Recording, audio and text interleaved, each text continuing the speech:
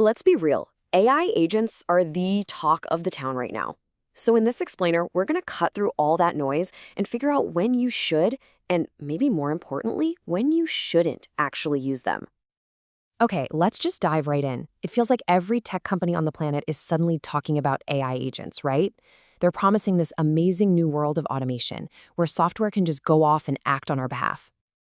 But here's the catch. The hype has gotten so massive that, as Gartner points out, a lot of vendors are agent washing their products.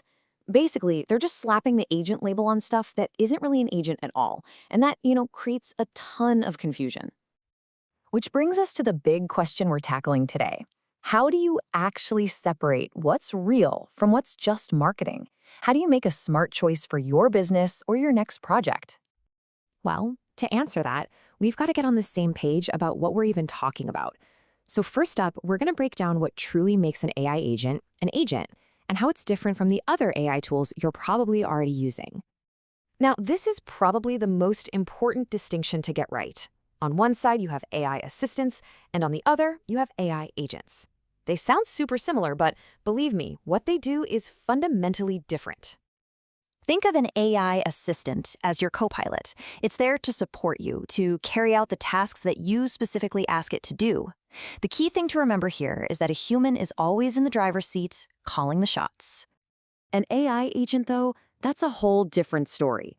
It's more like an autonomous employee.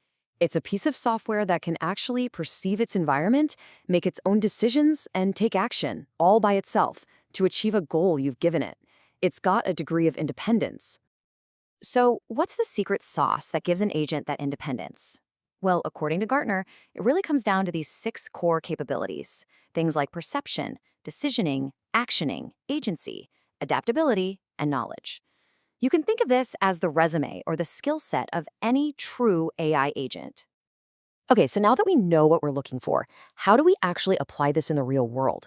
In this next part, we're going to walk through a really practical framework that works like a checklist to help you decide if an AI agent is the right tool for the job.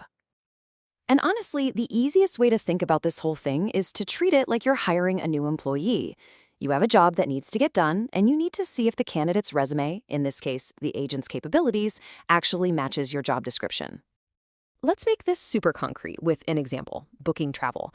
The job here needs to understand travel preferences, make smart trade-offs between, say, cost and comfort, use a bunch of different booking tools, and get triggered automatically by a calendar event.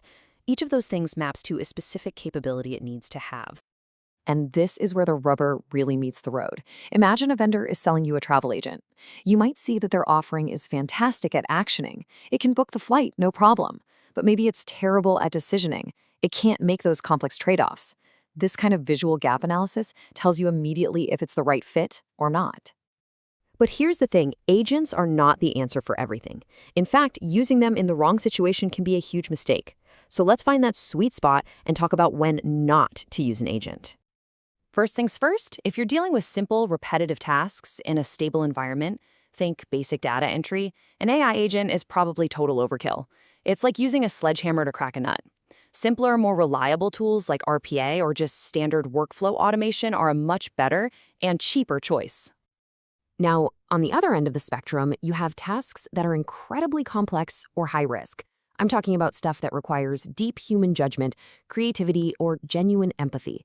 For those things, today's agents, they just aren't ready yet. The risk of a mistake is still way too high.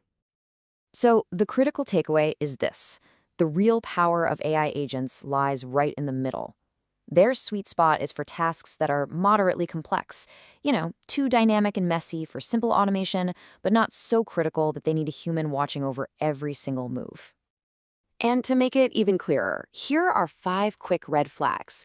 If your project has high costs with unclear benefits, if it needs a genuine human touch, if it can't tolerate any unreliability, if it requires real-time lightning-fast performance, or if it's a total black box and has transparency issues, you should probably reconsider using an agent.